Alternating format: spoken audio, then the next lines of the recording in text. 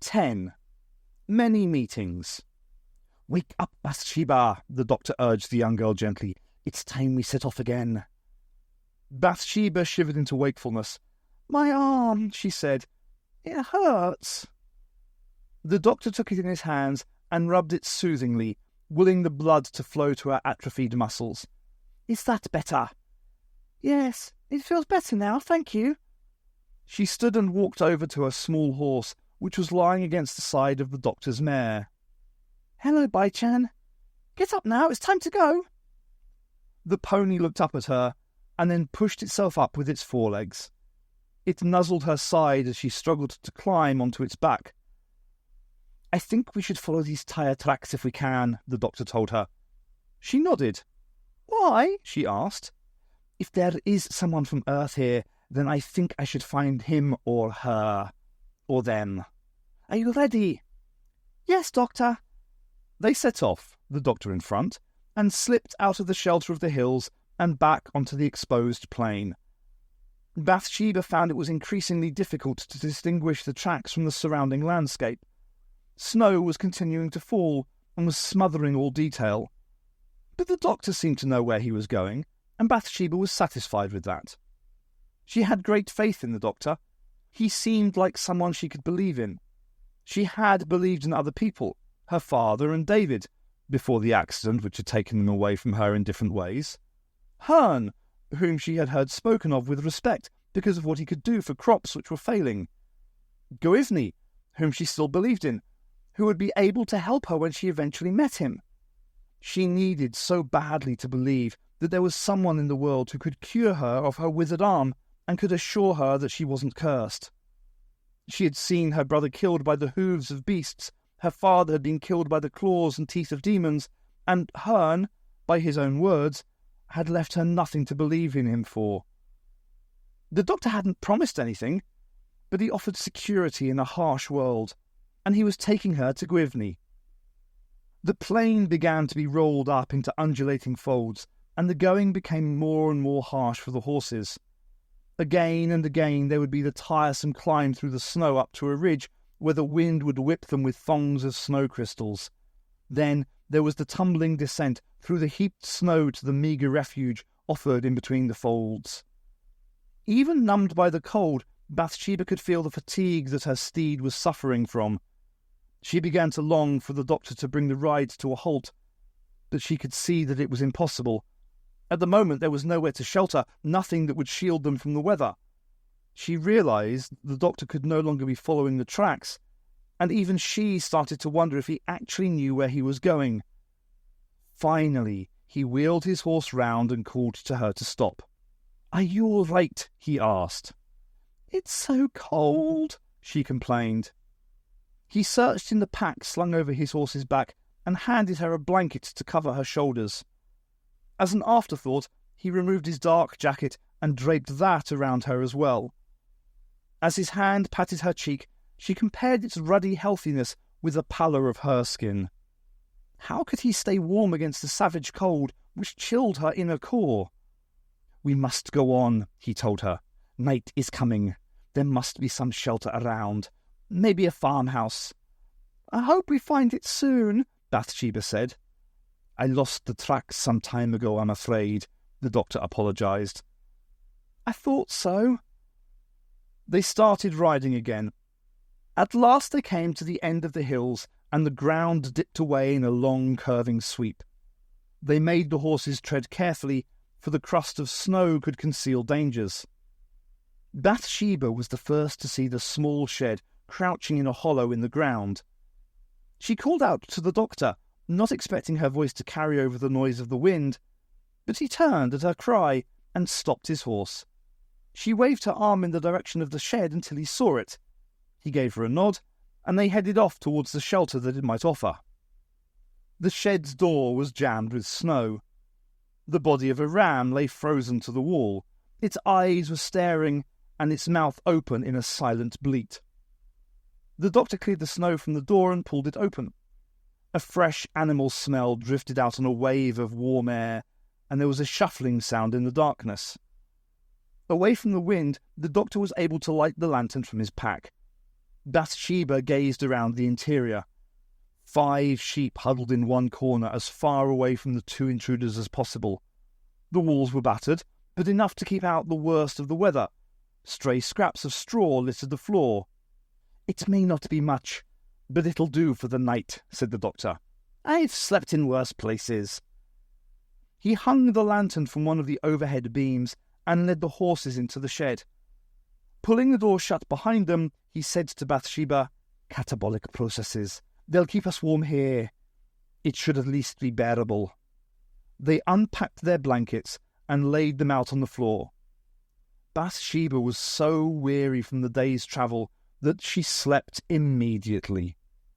The doctor checked the animals for any signs of ill health. The horses were fine.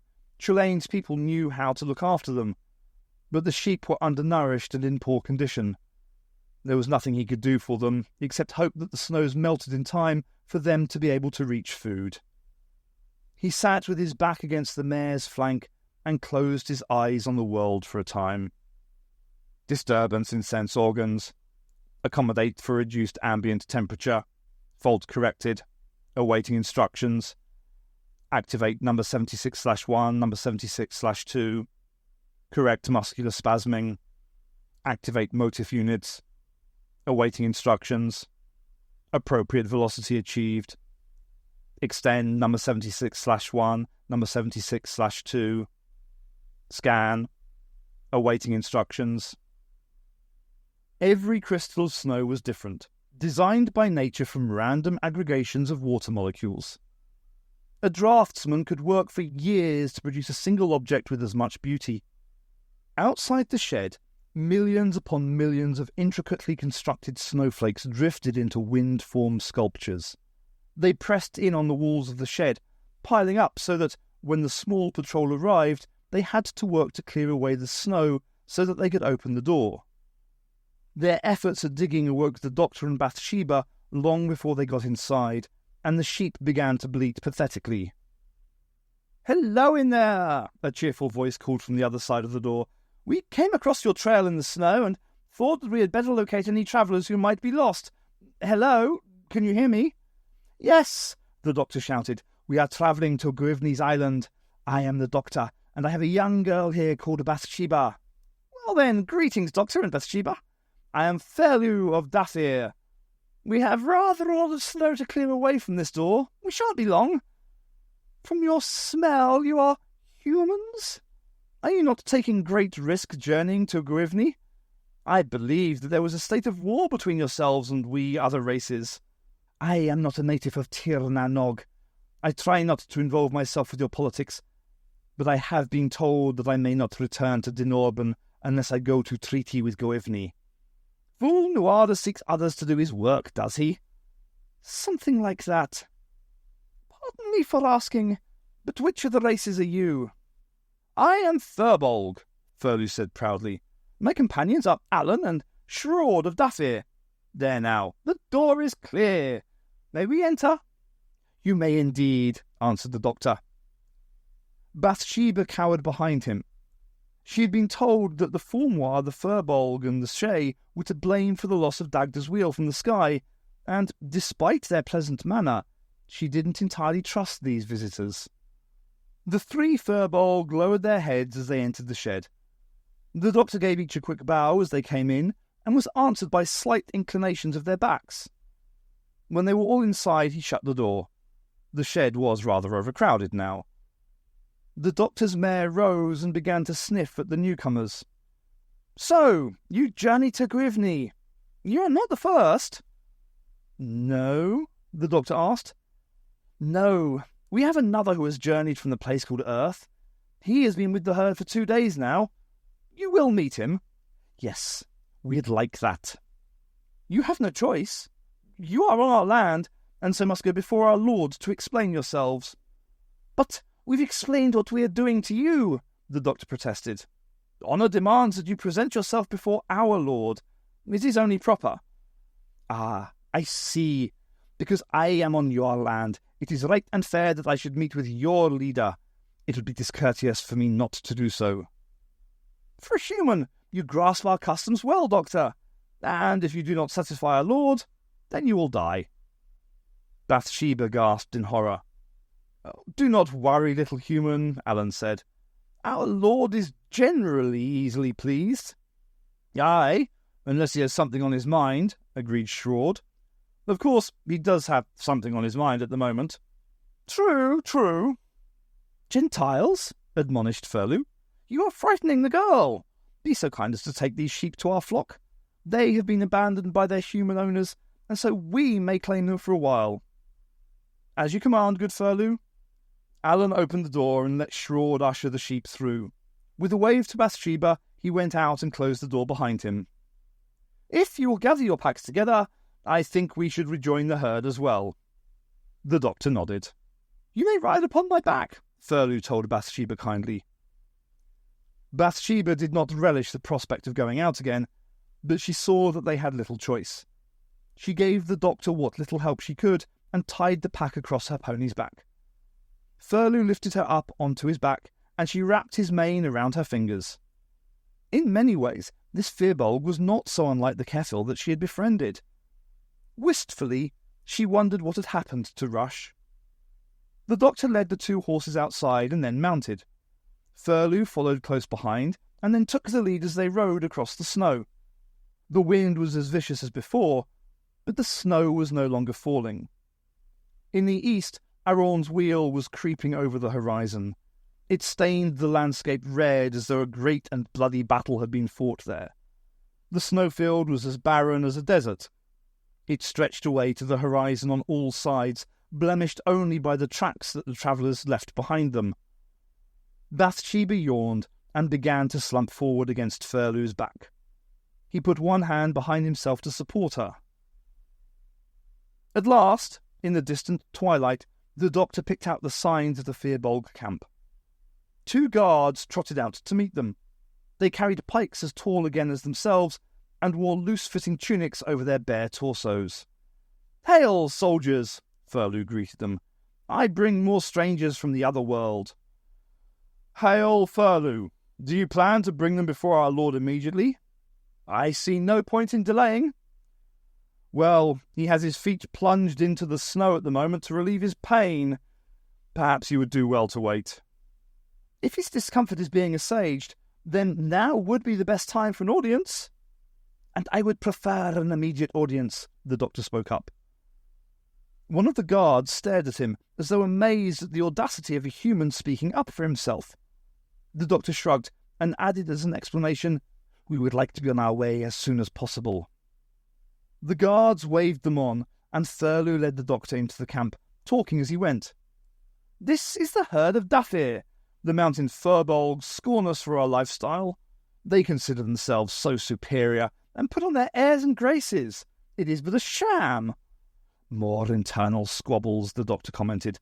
"No good ever came of them. Tell me about your people, Furlew." "We harvested the shores of Porfa, and disdained the stamping ground. As you can see," he gestured around himself, indicating the tents and people arrayed in much the same way as Trelane's camp. "We live much as humans do, and until recently we had formed close bonds of friendship with the men of the Clear. But Trelane and his like are a fickle lot."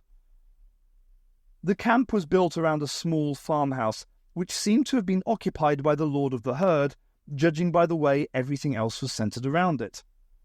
The house was L-shaped, with a small yard in its angle. In the yard stood a large Firbolg. His body was that of a handsome stallion, well-built and firmly muscled.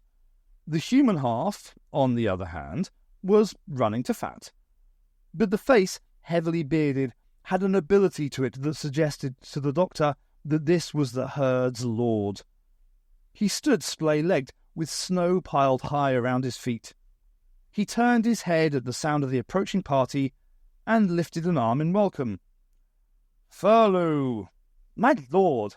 These humans seek an audience with you." "I am not exactly decorously prepared to grant their request, but why stand on ceremony when I'm standing on ice? Present them to me, and let them give an account of themselves." The doctor dismounted and helped Bathsheba down from Furlew's back. "The man is called the doctor, and the girl is Bathsheba," Furlew told his lord. The doctor bowed deeply at this introduction. "My lord," he began, "we travel to see the one called Gwivney. I was sent by the Tuatha de Danann and acquired the company of Bathsheba on the way. I am not one of the men of Tir na Nog, but from the place called Earth." "What are your reasons for trespassing on the land of Dafir?" Thurlew asked him. "Let him speak for himself, Thurlew." "We are both strangers in this land, and did not realize we were trespassing." "Hardly a good enough reason," the herd lord suggested. "It is the only defence I can offer," said the doctor. "You're from Earth?" Another voice broke in. The doctor and Bathsheba looked at its source. A young man wearing clothes that could not have originated in Tir na Nog and supporting a mess of brown hair stood in the doorway of the farmhouse. "My God, it's a relief to see someone normal at last." "I'm Stuart Taylor." He strode forward, extending his hand ahead of him. "I'm the doctor, and this is my friend Bathsheba," the doctor answered, accepting the proffered hand of friendship. "I presume the tyre tracks that we've been following were made by you." "That's right. Dafir?" "Yes, Stuart. I suppose you want me to allow these two to stay." "Would you? They are my only contact with home, after all." "All right, Thurlew, you may go." "Yes, my lord. Goodbye, Bathsheba." He bent and kissed her on her forehead. "Goodbye, doctor." He turned and trotted off into the camp. "Take them inside, then, Stuart. I'll join you shortly." The man led them into the farmhouse kitchen, where a warm fire burned brightly. "We're running low on fuel, but we should be moving on soon, so I'm using up what's left. Sit down, and I'll get you something to drink." "No tea, sorry." Bathsheba sat down at the long trestle table with some bemusement. The doctor wandered around the room, examining its contents closely. He gratefully accepted the warming drink that the man provided, and then sat down as they exchanged the stories of how they had come to this place. Stuart explained to the doctor and Bathsheba that he was a vet, though he had to explain to Bathsheba what a vet was. He began by telling them of the day he had found the unicorn's horn. After he had finished his rounds for the day, he had returned home. Lazily, he had thrown something into the microwave and then sat in front of the television for the evening. Swept on a wave of droning voices and bright colours, he had drifted into sleep, but had been woken by the insistent white noise of the television asking to be turned off. He had stumbled up to bed, slipped in between the sheets, and had a strangely vivid dream. At least, he had supposed it to be a dream at first. The light of the rising sun had prompted him to rise from his bed, or was it the calling in his mind? He had dressed, gone down to his car and got in.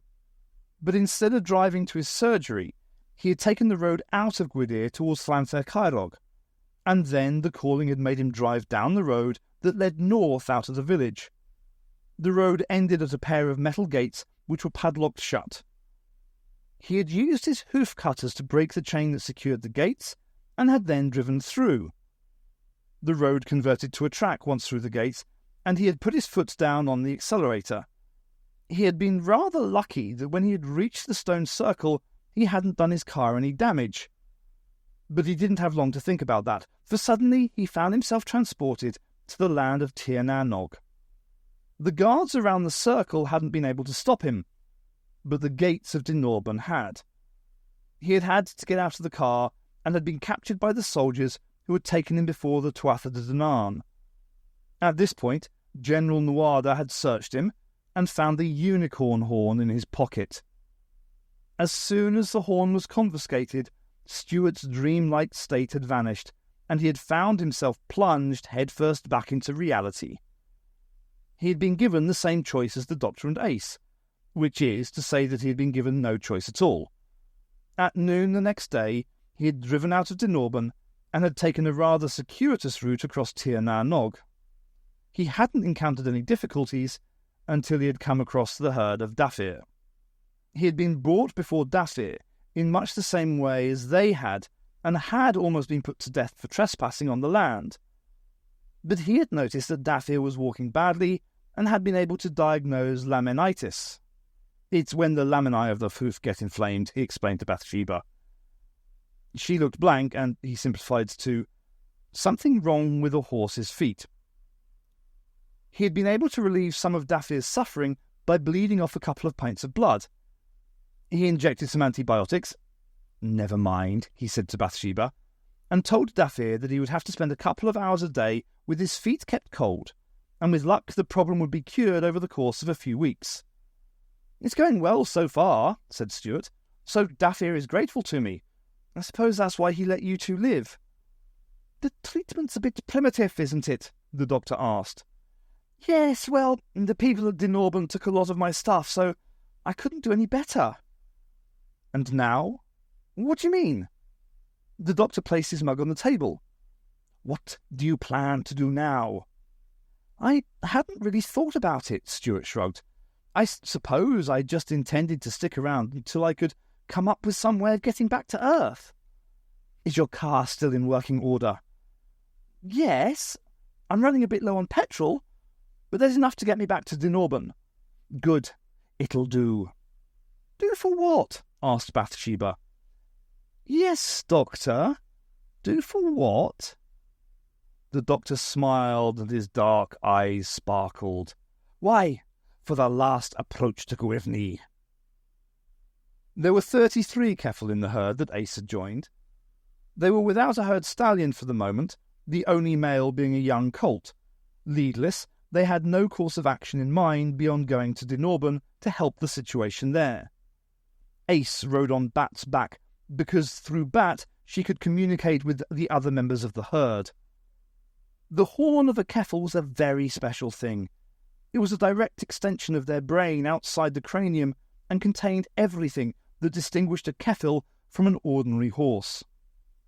By touching her horn to Ace's forehead, Bat had bestowed a great gift, which could only be given once in a Keffel's lifetime. A link was forged between the two of them, which could not be broken.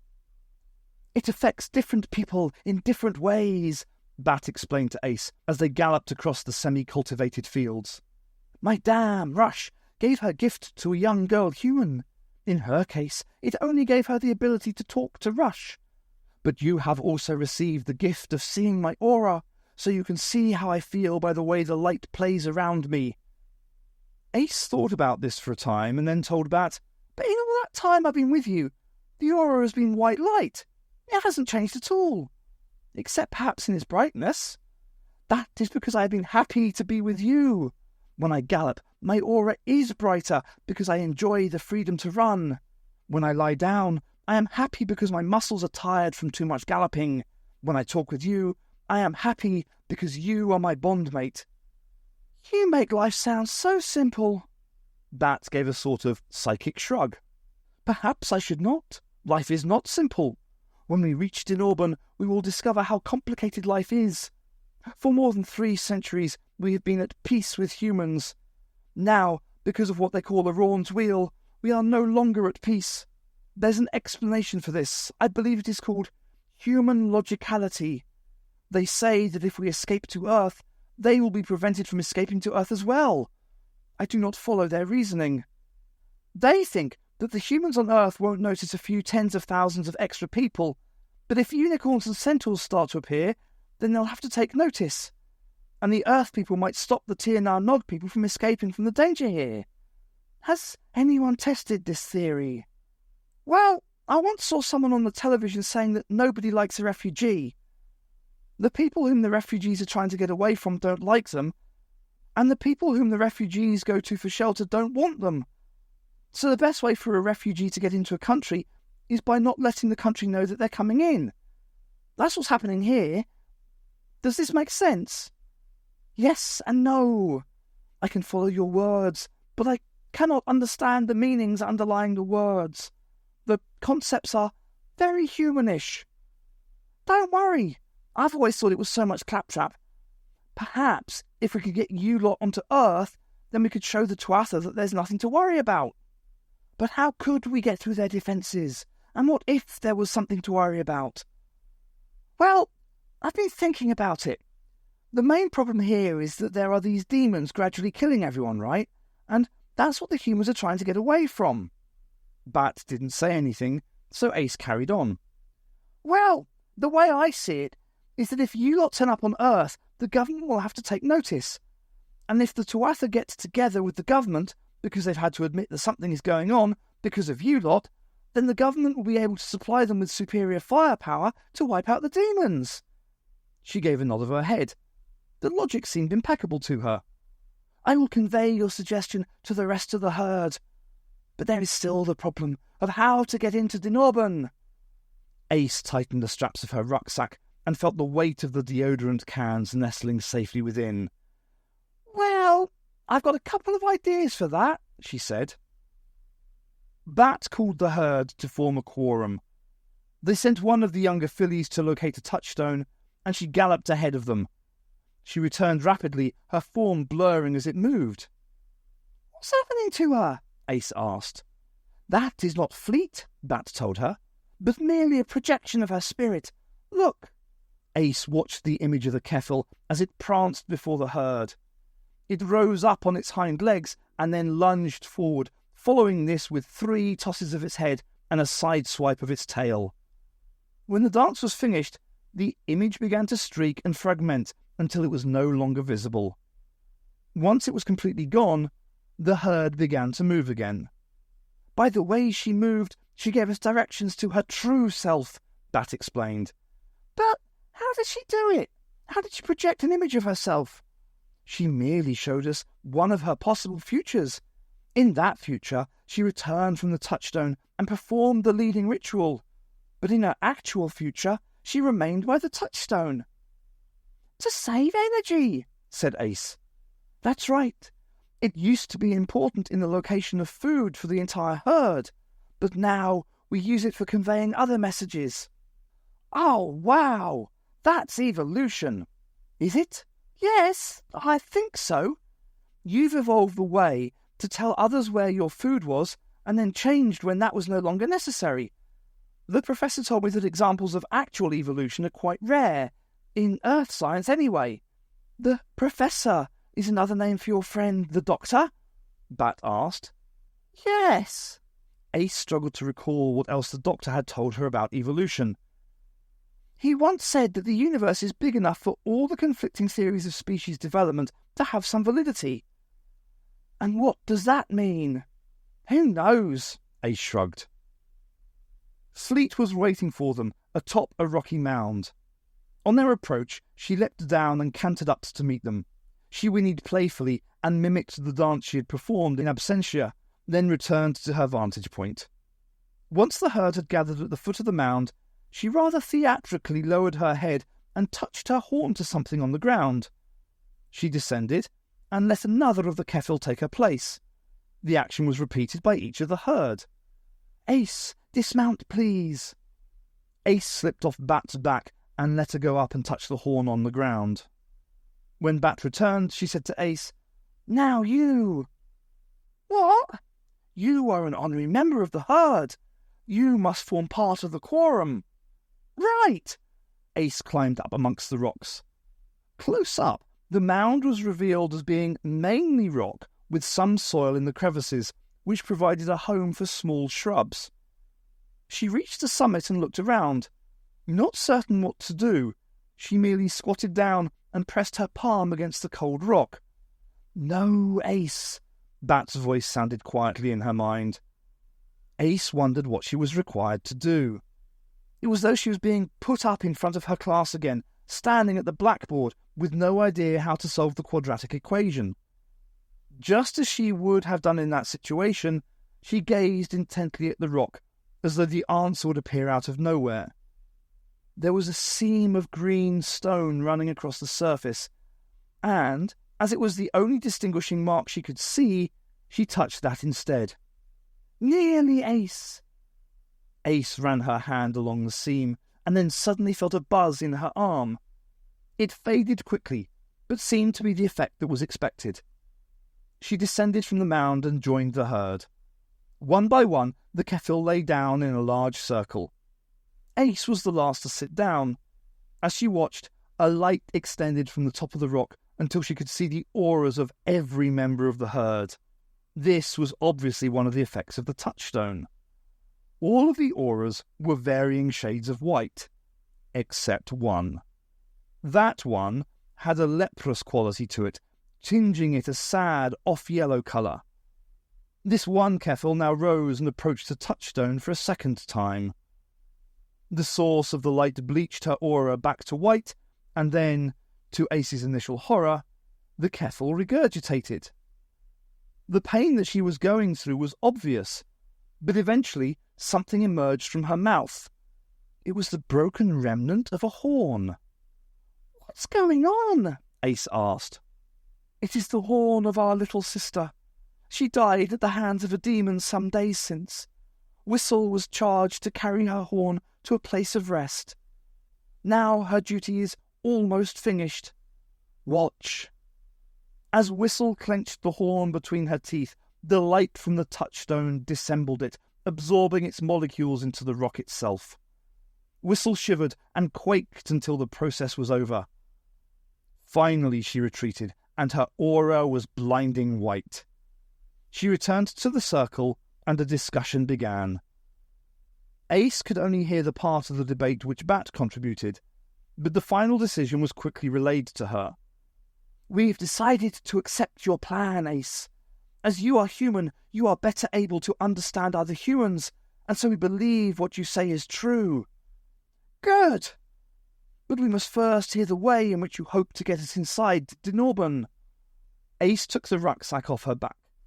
She opened it and withdrew her deodorant cans, laying them out in front of her.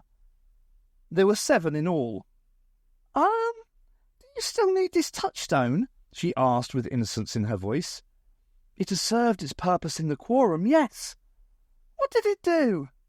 "It ensures that we reveal our true feelings by making our auras clear to all." "Right then, so you don't need it anymore?" "No." "In that case, I suggest that you retire to, say, that tree over there, while I demonstrate something to you." Puzzled, Bat instructed the rest of the Keffel to follow her to where Ace had indicated. Ace waited until they were all safe, and then pulled the cap off one of her cans. She inserted it into a crack in the rock, and then ran as fast as she could towards the herd. She counted under her breath, and flung herself to the ground when she reached 20. The explosion transformed the rock into flying fragments which rained to the ground all around. "Ace, are you all right?" Bat asked, her voice tinged with concern. Ace pushed herself to her feet. "Yes, I'm fine. What do you think?" She gestured towards what remained of the rock, and a broad grin spread across her face. "I don't understand." "Well, do you think I can get us through the walls of Dinorban with this stuff?" "You intend to breach the wall?" "No!" Ace shook her head. "No? No! I'm going to blow it to bits!" They left at once, churning the thin layer of snow up into a muddy mess with their hooves. The journey would not take them long, but they had a slight detour to make. "We hear Hearn calling out. He's in pain." "You have met Hearn?" "Yes, but it was weird. He apologised to the Professor for something he hadn't done. I didn't understand. Hearn is strange. He does not perceive events in the same way that we do. This would explain his knowledge of what is to come." "But why did he apologise? Why doesn't he just not do what—" "I've just realised. When the Shea camp was attacked, that was Hearn.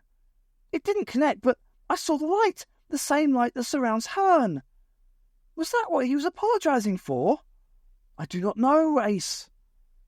They could see where Hearn lay from a great distance away, for he was burning with a light as bright as distant suns.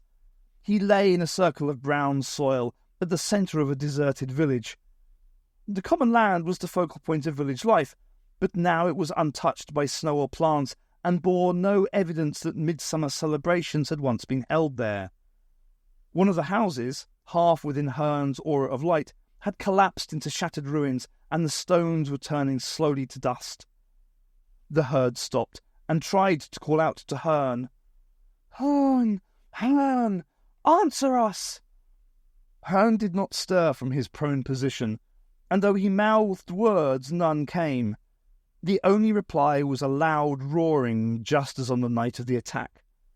Once more, Ace thought she could almost distinguish words amongst the sound, but if they were really words, then they were in another language. Finally, the waiting became too long for Fleet. She dashed forward to rouse Hearn. The effect was instant and horrible. With each move, Fleet grew smaller, her limbs became more gangling, and her head grew larger in proportion to her body. Carried forward by her own momentum, she could not stop the changes. The legs became less distinct and shrunk up into her body. The head took up more and more of her form. All the time she grew smaller until the onlookers could no longer see her. "What's happened to her?" Ace asked, disgusted. "Hearn is ill, in his mind. I have looked forward and can see only possible futures without him. He must be dying. We should leave him. There is nothing we can do." They approached Dinorban cautiously. Ace had no intention of causing widespread slaughter by letting all of the siege armies into the humans' refuge at once. To this end, they came to Dinorban from its western side, where the hills surrounding the valley provided most of the protection, but were surmounted by sturdy walls, but were not as strong as the huge walls that crossed the mouth of the valley and provided housing for the upper echelons of the human society. But they were enough to keep out attackers not armed as Ace was. Although it meant a long uphill walk, Ace approached the wall alone. She didn't want the Kethil to be filled with arrows by overzealous soldiers. It was something of a slog, but Ace was fit and healthy, and so she wasn't breathing heavily when she reached the wall. She looked up at the wall expectantly. As she had been nearing the top, she had seen torches moving along the wall, and she felt sure that she had been observed. A torch came into view and illuminated a head that peered down at her. "Hello!" she shouted, waving up cheerfully. "You down there? What are you doing outside?" "Oh, nothing much. Hanging out, you know as you do. If you seek entry to Dinorban, you must go to the town of Pontarqui and wait for Shalane of the Clear and his people. We will not permit entry to any less. It is too dangerous." "No, it's all right. I'll stick around." She waited for a reply. The soldier continued to stare down at her, so she sat down with her back against the wall and looked towards the distant horizon. She pulled a comb from her rucksack and began tugging it through her tangled hair. The torchlight falling on her from above disappeared, but Ace remained where she was. She could hear a muttered conversation. "You still up there?" she shouted. The muttering stopped and the light came back, only to vanish again. Ace decided that it was time to make her move. She kicked away some of the earth from the base of the wall. She had to go quite deep, but she eventually came to some cracks into which she inserted one of her cans of Nitro 9. She repeated the procedure at short intervals along the wall. Nitro 9 was Ace's pride and joy. It's all very well when you first discover that the secret of loud bangs is the expansion of gases within confined spaces. It's great when you manage your first truly destructive chemical reaction. But the satisfying moment comes when you create an explosive that does serious damage whilst looking and sounding aesthetically pleasing. Nitro 9 would have appealed to Da Vinci and been appreciated by Beethoven. Now came the tricky bit. For maximum effect, Ace wanted the cans to explode simultaneously. She had fiddled with the fuses and hoped that they would be right, but that had never been her strong point. With fingers crossed, she nerved herself and pulled the lid off the first can. Immediately, she raced to unleash the rest of the cans. With scant time to spare, she headed down the hill. There wasn't perfect synchronicity, but it did the job. The first blast knocked Ace off her feet, and the three others took out most of the wall.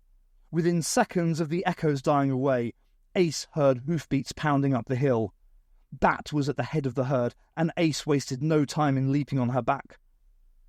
What was left of the wall presented no obstacle to the nimble feet of the Kethil. They were over it and into the valley in no time. Ace gave a wild victory whoop and pointed Bat towards the circle that led home.